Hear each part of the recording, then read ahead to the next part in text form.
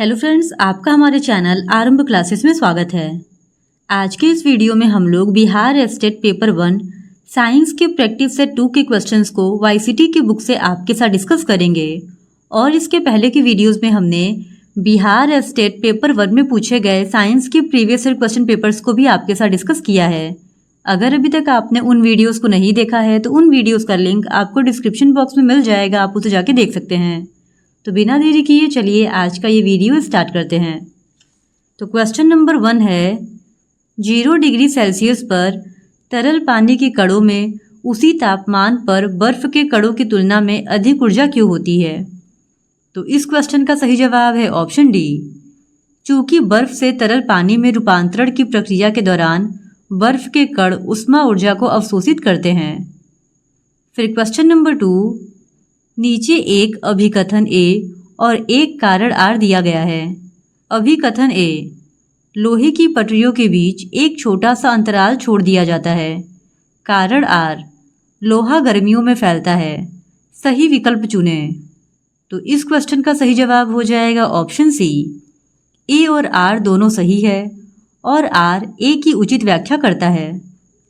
फिर question number 3, पदार्थ की वास्तविक गति द्वारा ऊष्मा स्थानांतरण की एक प्रणाली है।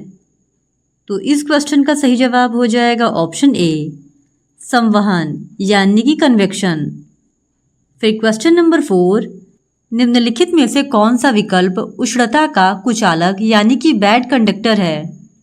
तो इस क्वेश्चन का सही जवाब है ऑप्शन ए, लकड़ी। फिर क्वेश्चन नंबर 5, एक अवसादी प्रकार का जैव भू रासायनिक चक्र है। तो इस क्वेश्चन का सही जवाब है ऑप्शन डी, सल्फर चक्र। फिर क्वेश्चन नंबर 6, स्वाइन फ्लू इनमें से किसकी वजह से फैलता है? तो इस क्वेश्चन का सही जवाब है ऑप्शन बी, विषाणु। फिर क्वेश्चन नंबर 7, प्रदूषित हवा में निम्नलिखित में से किसकी उपस्थिति के कारण हे बुखार होता है? तो इस क्वेश्चन का सही जवाब है ऑप्शन डी, परागकण। फिर क्वेश्चन नंबर 8, निम्नलिखित में से कौन सा असंचरणीय रोग है? तो इस क्वेश्चन का सही जवाब है ऑप्शन डी, मधुमेह। फिर क्वेश्चन नंबर 9, मनुष्यों में रोग संचारित करने वाले कीटों को क्या कहते हैं? तो इस क्वेश्चन का सही जवाब है ऑप्शन ए, रोगाणु वाहक। फिर क्वेश्चन नंबर 10, 20 न्यूटन का एक बल एक वस्तु को 2 मीटर विस्थापित कर देता है और 20 जूल कार्य करता है। बल और विस्थापन के बीच कोण है। तो इस क्वेश्चन का सही जवाब है ऑप्शन ए, 60 डिग्री का। फिर क्वेश्चन नंबर 11, 50 केजी द्रव्यमान का एक लड़का 45 सीढ़ियाँ 10 सेकेंड में चढ़ता है। यदि प्रत्येक सीढ़ी की ऊंचाई 16 सेंटीमीटर है तो उसकी शक्ति ज्ञात कीजिए। तो इस क्वेश्चन का सही जवाब है ऑप्शन सी, 360 वॉट। फिर क्वेश्चन नंबर 12, निम्न में से कौन सी भौतिक मात्रा किए गए कार्य की गति को मापती है? तो इस क्वेश्चन का सही जवाब है ऑप्शन डी, शक्ति। फिर क्वेश्चन नंबर 13, ऊर्जा न तो उत्पन्न की जा सकती है और न ही नष्ट की जा सकती है, लेकिन इसे एक रूप से दूसरे रूप में परिवर्तित किया जा सकता है। इसे डैश कहा जाता है। तो इस क्वेश्चन का सही जवाब है ऑप्शन बी, ऊर्जा संरक्षण का नियम। फिर क्वेश्चन नंबर 14, निम्न में से कौन सा कथन गलत है? तो इस क्वेश्चन का सही जवाब है ऑप्शन सी, यदि उत्प्लावक बल वस्तु के भार से कम हो तो वस्तु तैरती है। फिर क्वेश्चन नंबर 15, किसी लगाए गए बल के लिए यदि क्षेत्रफल कम है तो दाब होगा। तो इस क्वेश्चन का सही जवाब है ऑप्शन सी, अधिक। फिर क्वेश्चन नंबर 16, उत्प्लावक का केंद्र हमेशा। तो इस क्वेश्चन का सही जवाब है ऑप्शन बी, विस्थापित द्रव्य के आयतन के केंद्र के संपाती होता है। फिर क्वेश्चन नंबर 17, मास प्रति यूनिट वॉल्यूम क्या है? तो इस क्वेश्चन का सही जवाब है ऑप्शन सी, घनत्व। फिर क्वेश्चन नंबर 18, मेंडलीव की आवधिक सारणी में खोजे नहीं गए तत्वों के लिए अंतराल छोड़ा गया था। निम्न में से कौन से तत्व को बाद में आवर्त सारणी में एक स्थान प्राप्त हुआ है?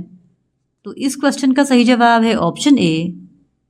फिर क्वेश्चन नंबर 19, परमाणु संख्याओं के आधार पर तत्वों को वर्गीकृत किसने किया? तो इस क्वेश्चन का सही जवाब है ऑप्शन बी, मोजले ने। फिर क्वेश्चन नंबर 20, नीचे के विकल्पों में तत्वों के किसी खास लक्षण और उनके आवर्त में बाएं से दाएं और समूह में ऊपर से नीचे दिखने वाली विभिन्नता को निम्न रूप से दर्शाया गया है। तत्व का लक्षण आवर्त में बाएं से दाएं, समूह में ऊपर से नीचे। सही विकल्प का चयन करें। तो इस क्वेश्चन का सही जवाब हो जाएगा ऑप्शन सी, विद्युत धनात्मक। धात्विक लक्षण घटता है, ह्रास होता है, बढ़ता है, वृद्धि होती है। फिर क्वेश्चन नंबर 21, वास्तविक प्रतिबिंब पाने के लिए एक वस्तु 20 सेंटीमीटर फोकस दूरी वाले अवतल दर्पण से 30 सेंटीमीटर की दूरी पर रखी हुई है। दर्पण से प्रतिबिंब की दूरी क्या होगी? तो इस क्वेश्चन का सही जवाब है ऑप्शन ए, 60 सेंटीमीटर। फिर क्वेश्चन नंबर 22, आवर्धक शीशा डैश होता है। तो इस क्वेश्चन का सही जवाब है ऑप्शन ए, उत्तल लेंस। फिर क्वेश्चन नंबर 23, रेगिस्तान में यात्रियों को अक्सर पानी फैले होने का दृष्टिभ्रम होता है, जहां वास्तव में कुछ नहीं होता है। इसे क्या कहा जाता है? तो इस क्वेश्चन का सही जवाब है ऑप्शन ए, मृगमरीचिका। फिर क्वेश्चन नंबर 24, डैश लेंस का उपयोग निकट दृष्टि दोष यानी मायोपिया से पीड़ित लोगों द्वारा किया जाता है। तो इस क्वेश्चन का सही जवाब है ऑप्शन सी, अवतल। फिर क्वेश्चन नंबर 25, इनमें से किस उपकरण में केवल उत्तल लेंस का उपयोग होता है? तो इस क्वेश्चन का सही जवाब है ऑप्शन सी, माइक्रोस्कोप में। फिर क्वेश्चन नंबर 26, यदि आप एक दर्पण में देखते हैं और पाते हैं कि छवि आपका परावर्तन आपसे छोटी है, तो दर्पण का प्रकार है। तो इस क्वेश्चन का सही जवाब है ऑप्शन डी, उत्तल दर्पण।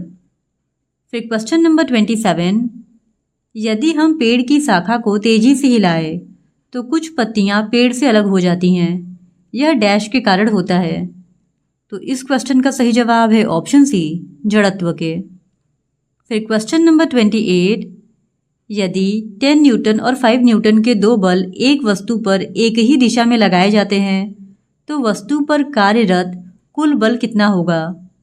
तो इस क्वेश्चन का सही जवाब हो जाएगा ऑप्शन सी, 15 न्यूटन। फिर क्वेश्चन नंबर 29, द्रव्यमान और वेग का गुणनफल क्या कहलाता है? तो इस क्वेश्चन का सही जवाब है ऑप्शन बी, संवेग। फिर क्वेश्चन नंबर 30, दिए गए दो कथनों ए और बी में से कौन से सत्य है? गुरुत्वाकर्षण बल क्या है? ए, दो वस्तुओं के द्रव्यमान के गुणन का सीधा अनुपातिक है। बी, दो वस्तुओं के बीच की दूरी के वर्ग से सीधे अनुपातिक है। तो इस क्वेश्चन का सही जवाब हो जाएगा ऑप्शन सी, केवल ए सत्य है जबकि बी असत्य है। फिर क्वेश्चन नंबर 31, जब कार एक मोड़ लेती है तो वह कौन सा बल है जो हमें बाहर की ओर धक्का देता है? तो इस क्वेश्चन का सही जवाब है ऑप्शन बी, अपकेंद्री बल। फिर क्वेश्चन नंबर 32, यदि 5 सेकंड में किसी कार का वेग 5 मीटर प्रति सेकंड से बढ़कर 10 मीटर प्रति सेकंड हो जाए तो उसका त्वरण कितना है? तो इस क्वेश्चन का सही जवाब है ऑप्शन डी, 1 मीटर प्रति वर्ग सेकंड। फिर क्वेश्चन नंबर 33, समय के साथ किसी वस्तु का वेग दिखाने वाले ग्राफ को कहा जाता है? तो इस क्वेश्चन का सही जवाब है ऑप्शन ए, वेग समय ग्राफ। फिर क्वेश्चन नंबर 34, गति का पहला समीकरण किसके बीच संबंध को दर्शाता है? तो इस क्वेश्चन का सही जवाब है ऑप्शन सी, वेग और समय। फिर क्वेश्चन नंबर 35, अधोजल वस्तुओं की दूरी, दिशा और चाल को मापने के लिए अल्ट्रासोनिक तरंगों का उपयोग करने वाले उपकरण को डैश कहा जाता है? तो इस क्वेश्चन का सही जवाब है ऑप्शन डी, सोनार। फिर क्वेश्चन नंबर 36, किसी एकल आवृत्ति की आवाज को क्या कहा जाता है? तो इस क्वेश्चन का सही जवाब है ऑप्शन सी, टोन। फिर क्वेश्चन नंबर 37, ध्वनि तरंगे डैश में यात्रा नहीं कर सकती? तो इस क्वेश्चन का सही जवाब है ऑप्शन सी, निर्वात में। फिर क्वेश्चन नंबर 38, अल्ट्रासोनिक तरंगों की आवृत्ति कितनी होती है? तो इस क्वेश्चन का सही जवाब है ऑप्शन सी, 20 किलोहर्ट्ज़ से ज़्यादा। फिर क्वेश्चन नंबर 39, निम्नलिखित में से कौन सा कथन सही या गलत है? कथन H2SO4 का प्रयोग पेट्रोलियम के परिष्करण में सल्फर और अन्य यौगिकों को हटाने के लिए किया जाता है। बी, सोडियम हाइड्रोक्साइड की मूल प्रकृति हाइड्रोजन के आयनों की उपस्थिति के कारण है। तो इस क्वेश्चन का सही जवाब है ऑप्शन बी, केवल कथन ए सही है। फिर क्वेश्चन नंबर 40, धात्विक ऑक्साइड की प्रकृति क्षारीय होती है, अर्थात वे अम्ल से प्रतिक्रिया करके लवण और जल का निर्माण करते हैं। निम्नलिखित में से उस धात्विक ऑक्साइड को बताएं जो अन्य से भिन्न है। तो इस क्वेश्चन का सही जवाब हो जाएगा ऑप्शन सी। फिर क्वेश्चन नंबर 41, सामान्य रूप से एक उदासीनीकरण अभिक्रिया को किस रूप में लिखा जा सकता है? तो इस क्वेश्चन का सही जवाब है ऑप्शन बी। फिर क्वेश्चन नंबर 42, निम्न में से कौन सी रासायनिक अभिक्रिया की प्रकृति हमेशा ऊष्माशोषी होती है?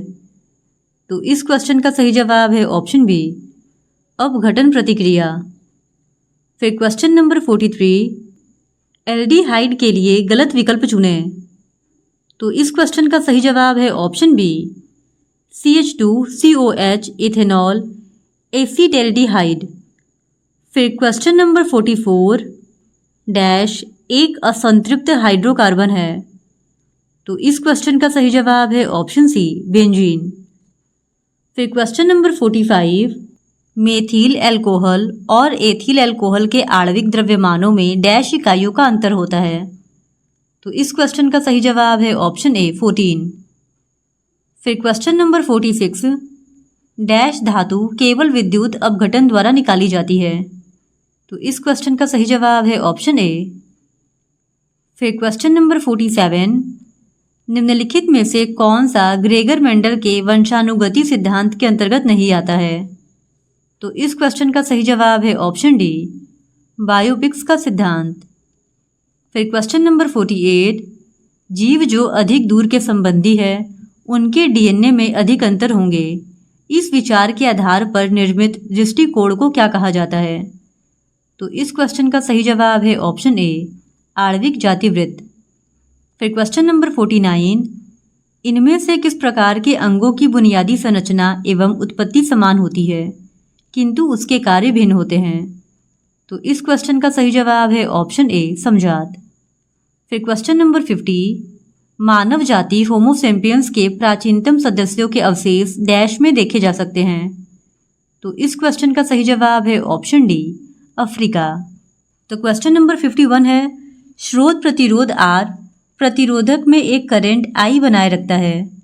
यदि प्रतिरोधक में विभवांतर V है तो समय t में व्यय की गई विद्युत ऊर्जा डैश द्वारा दर्शाई जाती है।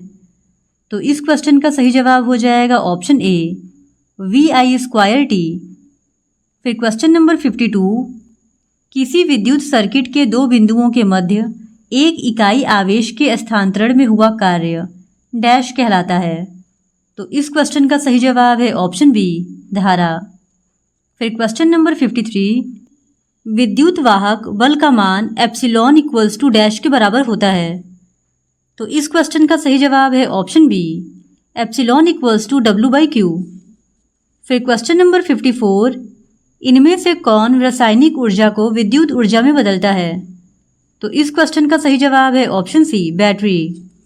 फिर क्वेश्चन नंबर 55, जनरेटर वह उपकरण है जो डैश परिवर्तित करता है। तो इस क्वेश्चन का सही जवाब है ऑप्शन ए, यांत्रिक ऊर्जा को विद्युत ऊर्जा में। फिर क्वेश्चन नंबर 56, एक सामान्य ट्रांसफार्मर डैश पर कार्य करता है। तो इस क्वेश्चन का सही जवाब है ऑप्शन ए, प्रत्यावर्ती धारा पर।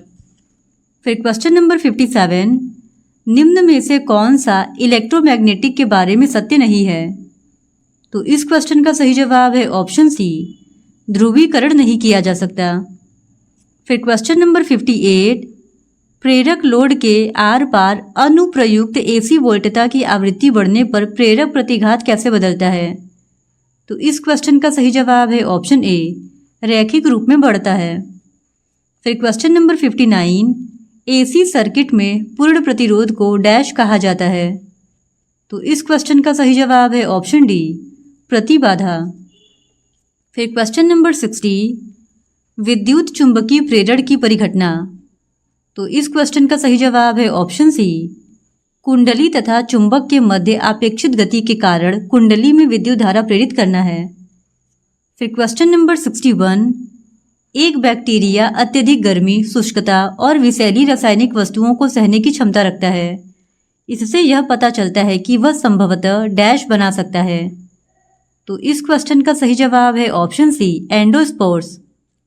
फिर क्वेश्चन नंबर 62, जिन पौधों में संवहन तंत्र नहीं होता है उन्हें डैश के तौर पर जाना जाता है।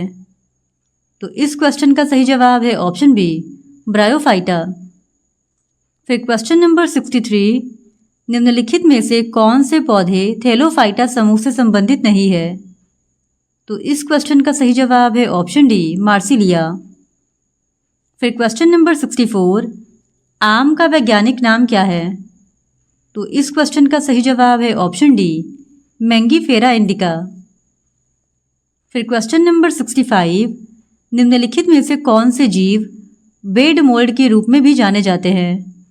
तो इस क्वेश्चन का सही जवाब है ऑप्शन ए, राइजोपस। फिर क्वेश्चन नंबर 66, एक मिश्र धातु किसका एक उदाहरण है। तो इस क्वेश्चन का सही जवाब है ऑप्शन सी, ठोस विलयन का।